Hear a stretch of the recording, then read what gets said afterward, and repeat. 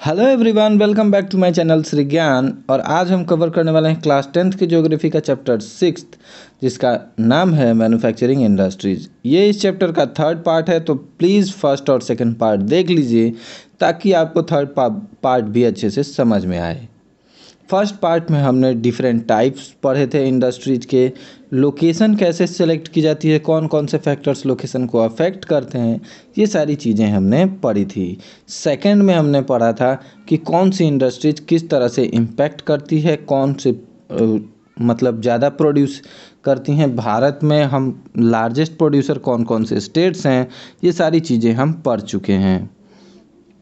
ठीक है, तो आज हम शुरू करते हैं थर्ड पार्ट। इससे पहले अगर आप हमारे चैनल पर नए हैं तो प्लीज़ चैनल को सब्सक्राइब कर दीजिए और साथ ही बेल बटन को भी प्रेस कर दीजिए ताकि सबसे पहले आपको नोटिफिकेशंस मिल जाए। और अपने फ्रेंड्स के साथ भी शेयर कर दीजिए ताकि वो भी इस क्लास का फ्री में फ़ायदा उठा पाएँ।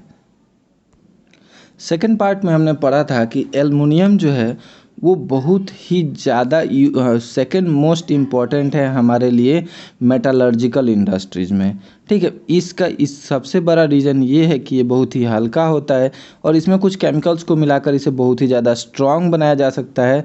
इसीलिए एयरक्राफ्ट और बर्तन वगैरह बनाने के लिए इसका बहुत ज़्यादा यूज होता है। एयरक्राफ्ट, बर्तन और वायर्स बनाने के लिए। ठीक है, ये गुड कंडक्टर ऑफ हीट होता है, हीट को बहुत अच्छे से कंडक्ट करता है।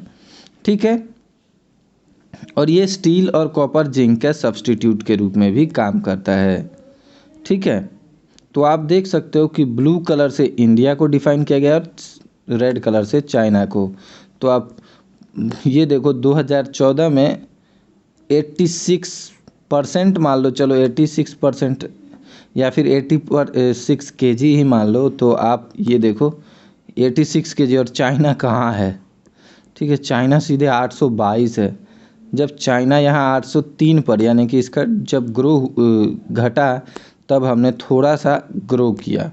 यहाँ हमने और थोड़ा सा ग्रो किया है 95 पे, यहाँ थोड़ा और ग्रो किया 101 पे, और लास्ट हमने 2018 में ग्रो किया 106 पे। बट चाइना इस समय तक कहाँ आ गया, 803 से 808, 808 से सीधे 870 और 870 से सीधे 928। तो उनकी ग्रोथ हमसे बहुत ज़्यादा तेज है।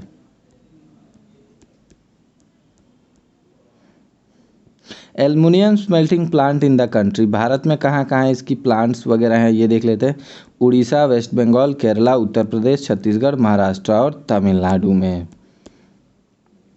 अब बॉक्साइट देखो, bauxite the raw material used in the smelters is a very bulky dark reddish colour rock. ये कैसा होता है, डार्क रेडिश कलर का पत्थर होता है। The flow chart given below shows the process of manufacturing aluminium. Aluminium को कैसे मैन्युफैक्चर किया जाता है उसका फ्लो चार्ट दिया गया है। Regular supply of electricity, regular supply of electricity and assured source of raw material at minimum cost are the true prime factors. तो अगर आपको एल्युमिनियम अच्छे से ग्रो करना है तो आपको सबसे पहले तो रॉ मटेरियल चाहिए। ठीक है, किस कीमत पे, कम कॉस्ट पे, मिनिमम की कॉस्ट हो। ठीक है, और हमेशा मिलता रहे, और रेगुलर सप्लाई चाहिए इलेक्ट्रिसिटी की। ये दो चीज़ें चाहिए तभी आप अच्छे से ग्रो कर पाओगे। देखो, अगर आपको कहीं भी एल्युमिनियम बनाना है तो आपको 4 से 6 टन बॉक्साइट चाहिए, 2 टन अल्मीना चाहिए और 1 टन एल्युमिनियम चाहिए। तो ये तीनों चीज़ों को मिलाकर एल्युमिनियम बनाया जाता है। ठीक है, देखो सबसे पहले बॉक्साइट है। बॉक्साइट को ट्रांसपोर्ट किया जाता है रेल और शिप के थ्रू। फिर बॉक्साइट को तोड़ दिया जाता है, क्रस्ट किया जाता है और एल्युमिनिया को डिसॉल्व किया जाता है, उसमें पिघला दिया जाता है। एल्युमिनियम रिफाइनरी होती है उसमें। उसके बाद बल्क और शिफ्ट ऑफ स्मेल्टर के पास भेजा जाता है। ठीक है, और स्मेल्टर क्या करता है कि एल्युमिनियम को क्रिएट करता है।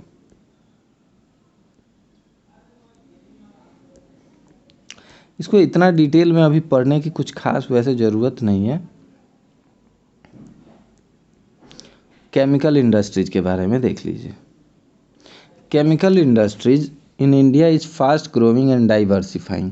बहुत ज़्यादा अच्छे से ग्रो कर रहा है इस समय, लेकिन डाइवर्सिफाइंग है मतलब अलग अलग तरह की। It comprises both larger and small scale manufacturing units, तो कुछ बड़े स्केल के भी हैं और छोटे स्केल के भी हैं। रैपिड ग्रोथ रिकॉर्ड हो रही है, काफ़ी अच्छा ग्रोथ देखने को मिल रहा है ऑर्गेनिक और इनऑर्गेनिक सेक्टर्स में। Inorganic chemicals include sulphuric acids. देखो इनऑर्गेनिक जो केमिकल है उसमें क्या यूज होता है, सल्फ्यूरिक एसिड, ठीक है। और सल्फ्यूरिक एसिड का इस्तेमाल किस चीज़ के लिए होता है, खाद बनाने के लिए, सिंथेटिक फाइबर बनाने के लिए, प्लास्टिक बनाने के लिए, गोंद बनाने के लिए, पेंट बनाने के लिए, और डाई स्टफ्स वगैरह, नाइट्रिक एसिड, अल्कलाइज सोडा बनाने के लिए, ठीक है, जिससे कि ग्लास, साबुन, डिटर्जेंट और पेपर वगैरह बनते हैं। तो इन सब चीज़ों के लिए हमें क्या चाहिए था, बताओ बताओ बताओ, क्या चाहिए था, हाय रे भगवान। ये सब कुछ हमें केमिकल से मिलेगा, और ये कौन से केमिकल से मिलेगा, इनऑर्गेनिक केमिकल से, ठीक है। तो इनऑर्गेनिक केमिकल इंडस्ट्रीज से हमें ये होता है। Organic chemicals include petrochemicals which are used for manufacturing of synthetic fibre.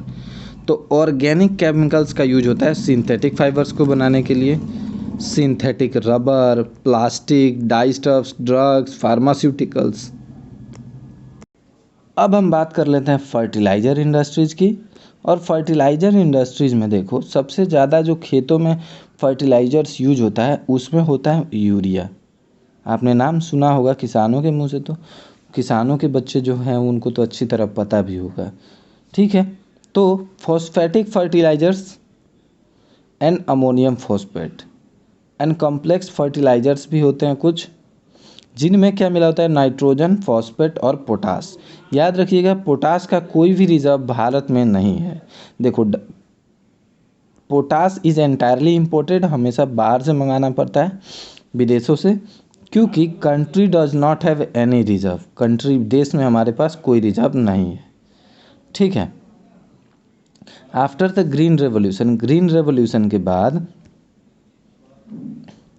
Gujarat, Tamil Nadu, Uttar Pradesh, Punjab और केरला में बहुत सारे फर्टिलाइज़र प्रोडक्शन कंपनीज हैं, लेकिन और भी कुछ ऐसे राज्य हैं जो फर्टिलाइजर्स प्रोड्यूस करते हैं, जैसे कि आंध्र प्रदेश, उड़ीसा, राजस्थान, बिहार, महाराष्ट्र, आसाम, वेस्ट बंगाल, गोवा, दिल्ली, मध्य प्रदेश और कर्नाटका। अब अगर हम बात करें सीमेंट इंडस्ट्रीज़ की, तो देखो सीमेंट इंडस्ट्रीज जो है ये कंस्ट्रक्शंस के लिए बहुत अच्छा ज़रूरी होता है। जैसे कि मतलब घर बनाना है, बिल्डिंग बनानी है, रोड बनाना है, आपको एयरपोर्ट बनाना है, कहीं पे नहर बनानी है, तो इन सब चीज़ों के लिए आपको क्या चाहिए होता है, सीमेंट चाहिए होता है। सीमेंट को बनाने के लिए लाइमस्टोन, सिलिका, जिप्सम, इन सब चीज़ों का यूज होता है। Coal and electric power are needed apart from the rail transportation.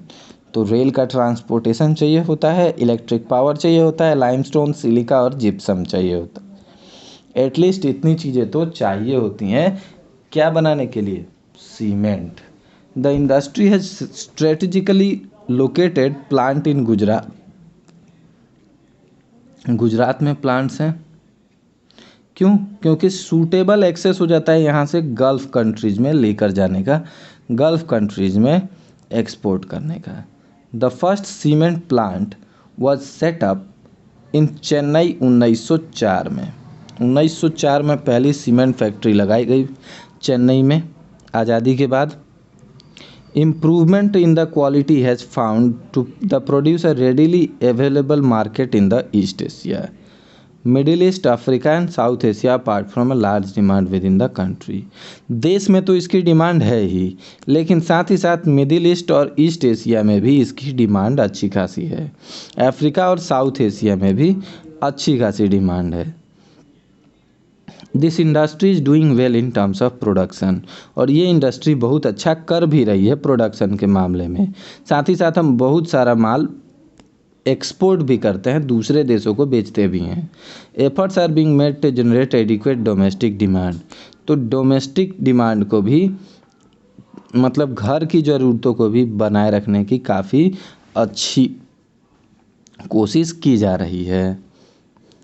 अब एक चीज़ देख लेते हैं, ऑटोमोबाइल इंडस्ट्री।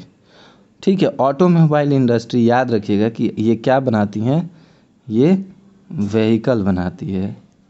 क्या बनाती है? व्हीकल बनाती है, गाड़ियाँ बनाती है, जिससे क्या हो सके, क्विक ट्रांसपोर्ट, ज़्यादा से ज़्यादा जल्दी हम एक जगह से दूसरी जगह जा सकें, हम भी जा सकें और सामान भी जा सके। ठीक है, पैसेंजर्स और गुड्स दोनों सर्विसेज, सामान के लिए ट्रक्स और लोगों के लिए बसेस, कार्स, मोटरसाइकिल, स्कूटर्स, इन सब चीज़ों का यूज होता है। ठीक है, लेकिन ये ढेर सारी चीज़ें हैं जिसमें बनाना पड़ता है। तो मैन्युफैक्चर्स इन इंडिया, ये ज़्यादातर चीज़ें तो इंडिया में ही बनती हैं। After the liberalisation, the coming in new and contemporary model stimulated the demand for vehicles in the market. ठीक है, three wheelers, the industry is located around, ऐसी इंडस्ट्रीज कहाँ लोकेटेड है? दिल्ली, गुरुग्राम, मुंबई, पुणे, चेन्नई, कोलकाता, लखनऊ, इंदौर, हैदराबाद, जमशेदपुर और बेंगलोर में। इंफॉर्मेशन टेक्नोलॉजी, जिसको हम आईटी कहते हैं। ठीक है, और इलेक्ट्रॉनिक इंडस्ट्रीज कहाँ है, ये देखना भी थोड़ा ज़रूरी है। The electronic industries cover a wide range of products.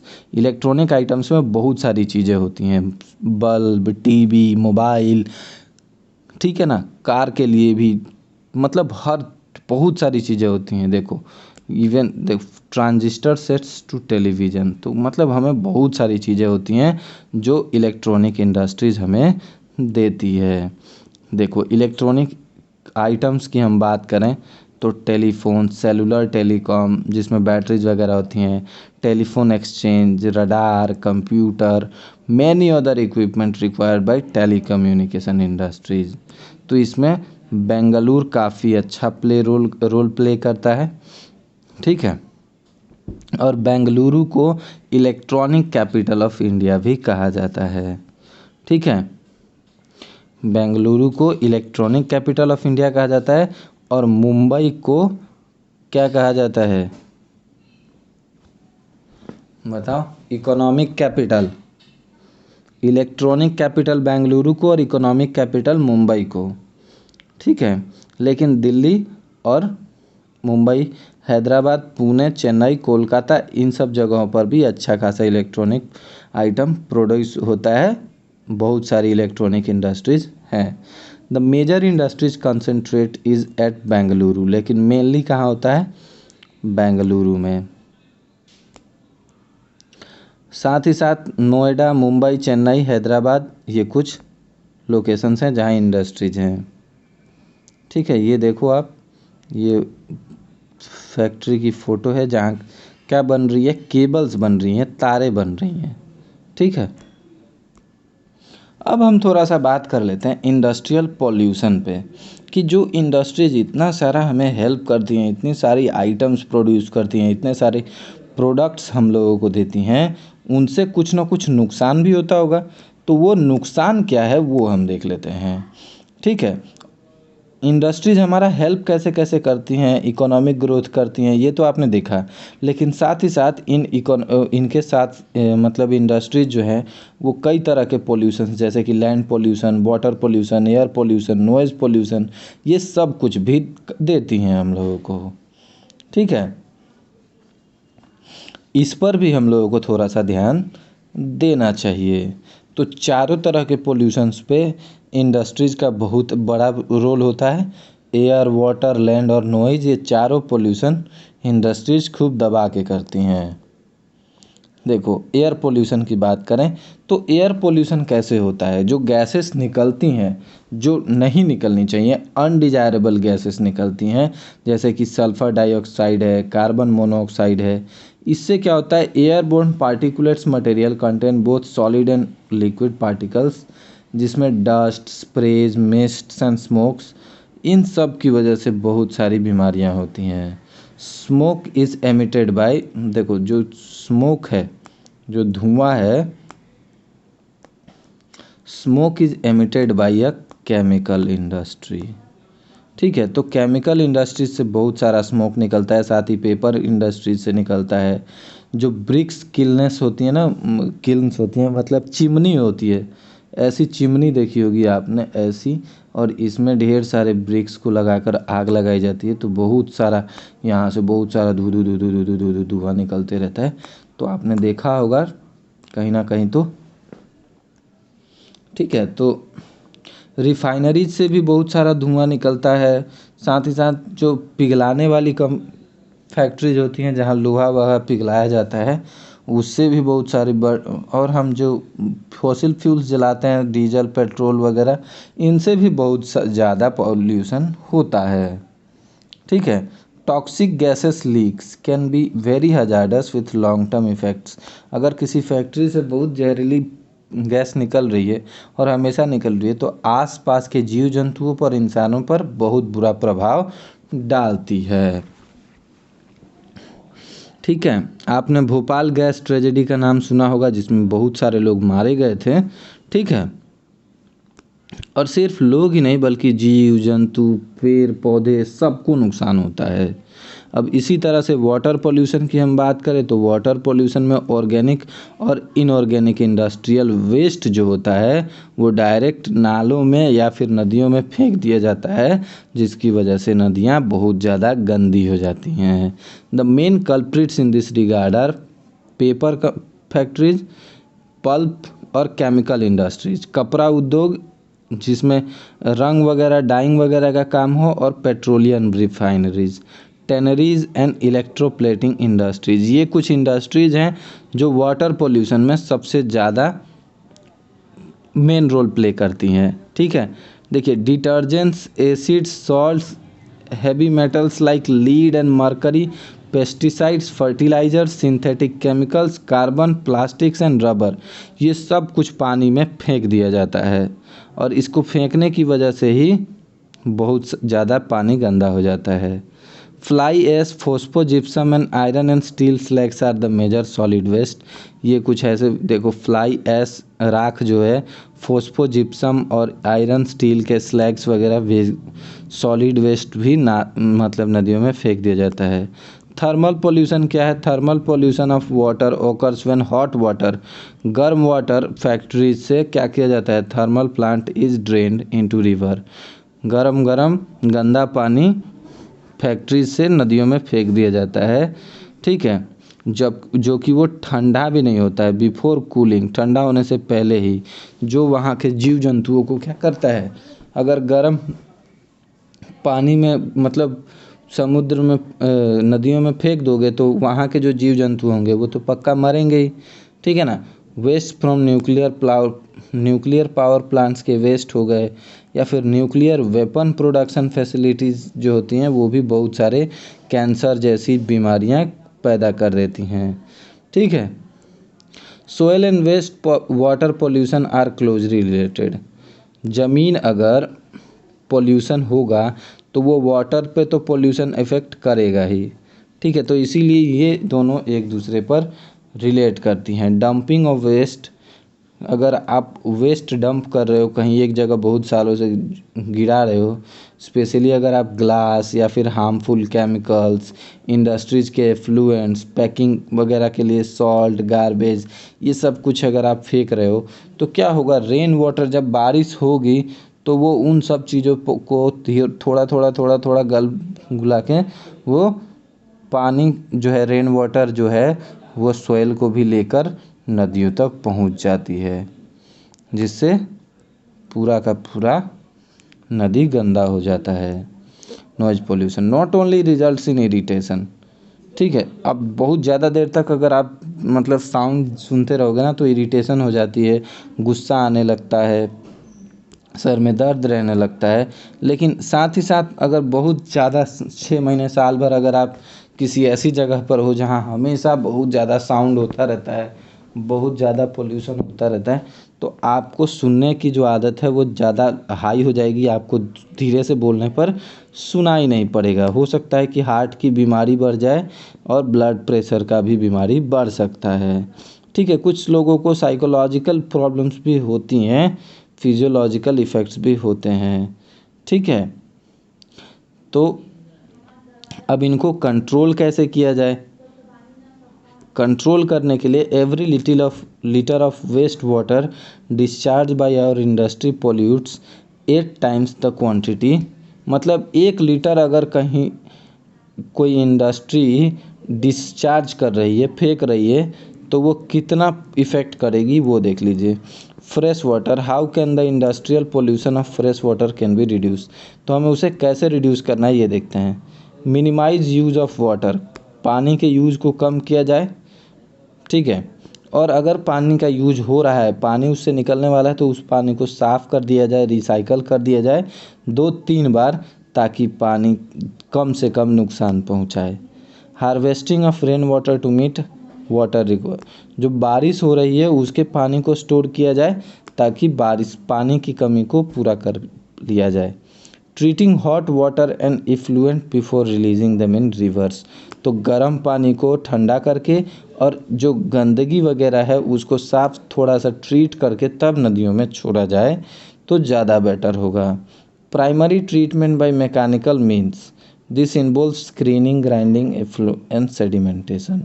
Secondary treatments bye biological process, ठीक है। तो प्राइमरी ट्रीटमेंट कैसे होगा कि उनको साफ़ कर दिया जाए, ठीक है, अच्छे से अलग अलग लेवल से गुजार कर उसे साफ़ सुथरा करके ठीक कर दिया जाए। सेकेंडरी ट्रीटमेंट्स में क्या हो गया कि उसको बायोलॉजिकली प्रोसेस किया जाए, और टर्चरी ट्रीटमेंट हो गया biological, chemical and physical process. तो ये तीनों ही प्रोसेस से गुजारना होगा। ओवर ड्राइंग, बहुत ज़्यादा ग्राउंड वाटर का इस्तेमाल नहीं होना चाहिए, ठीक है ना, नहीं तो दूसरे लोगों को दिक्कत होगी। Particulate matter in the air can be reduced by fitting smoke stains, तो आप जो हवा में गैसेस को छोड़ रहे हो उन गैसेस को भी कंट्रोल किया जा सकता है कुछ स्मोक स्टैक्स लगाकर आप उसको कम कर सकते हो। देखो, air can be reduced by fitting smoke stacks to factories with electrostatic precipitators. तो कुछ ऐसे इलेक्ट्रोस्टैटिक पर्सिपिटेटर्स होते हैं जो हवा में उन सब चीज़ों को नहीं जाने देते और खुद के पास स्टोर कर लेते हैं। Smoke can be reduced by using oil और गैस इंस्टेड ऑफ कोल, तो ऑयल और गैस का यूज किया जा सकता है कोयले की जगह पर, जिससे बहुत कम धुआं निकलेगा। Machinery and equipment can be used and generate should be fitted with silencer, sound pollution को रोकने के लिए हम क्या कर सकते हैं, ऐसी मशीनरी का यूज करें, या फिर अगर कोई मशीनरी बहुत साउंड कर रही है तो उसमें हम साइलेंसर का यूज करें ताकि साइलेंस बना रहे, ठीक है।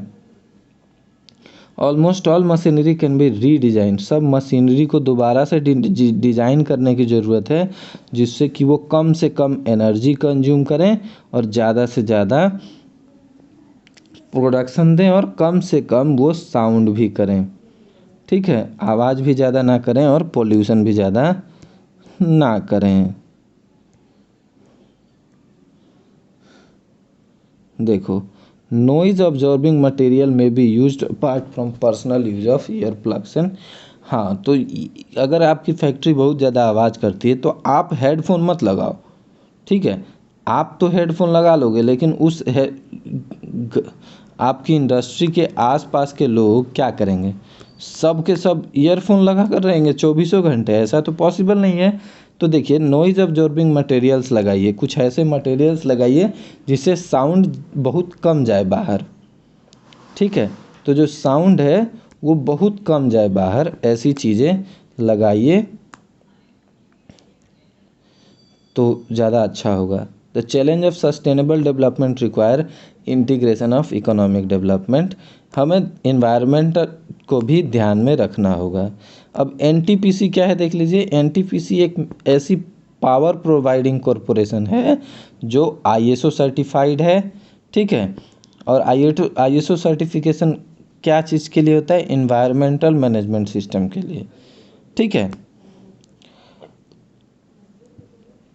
Optimum utilisation of equipment adopting, ये देखो, the corporation has a proactive approach for preserving the natural gas environment, ठीक है। तो इस जो कॉरपोरेशन है इसका अप्रोच क्या है कि हम नेचुरल इन्वायरमेंट को प्रिजर्व कर पाएँ, बचा पाएँ, और साथ ही साथ पानी, तेल, गैस, फ्यूल, इन सब को कम से कम ऐसी जगह पर सेटिंग अप पावर प्लांट्स करें जो कम से कम नुकसान दे, ऑप्टिमम ज़्यादा से ज़्यादा यूटिलाइजेशन हो सके, ऐसे इक्विपमेंट्स लगाए जाएं। ठीक है, लेटेस्ट टेक्नोलॉजी का यूज किया जाए जिससे कम से कम पोल्यूशन हो, ज़्यादा से ज़्यादा यूटिलाइजेशन हो। ठीक है, और अपग्रेडिंग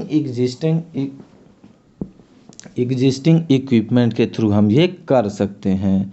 साथ ही साथ मिनिमाइजिंग वेस्ट जनरेशन, कम से कम वेस्ट जनरेट हो, कचरा जितना कम बनेगा उतना कम डलेगा।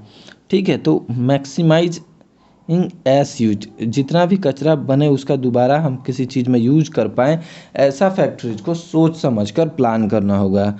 Providing green belts for nurturing ecological balance, तो हमें ग्रीन बेल्ट्स प्रोवाइड कर पाएँ जिससे कि इकोलॉजिकल बैलेंस बना रहे, ये बहुत ज़रूरी है।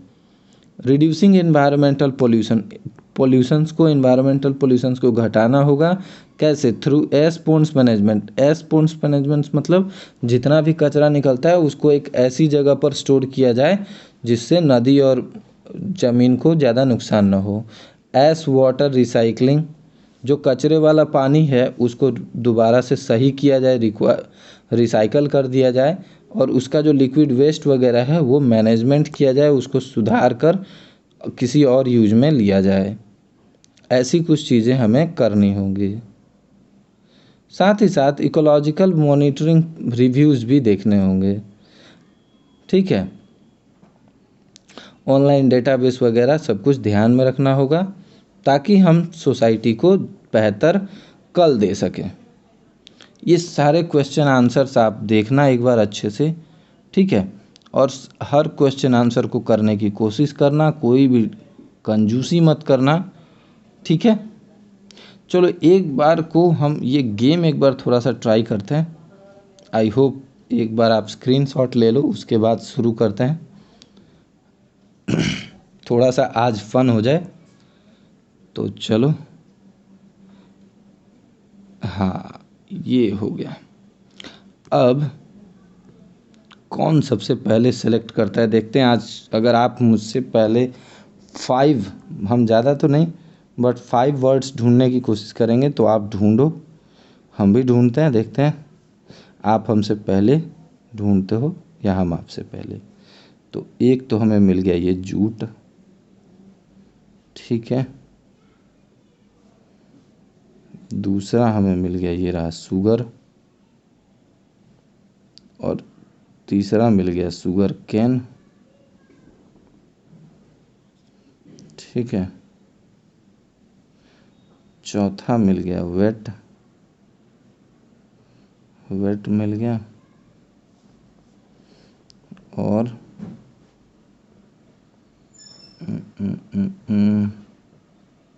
4 ही मिला है, 5वां अभी मिल नहीं रहा है। डो तो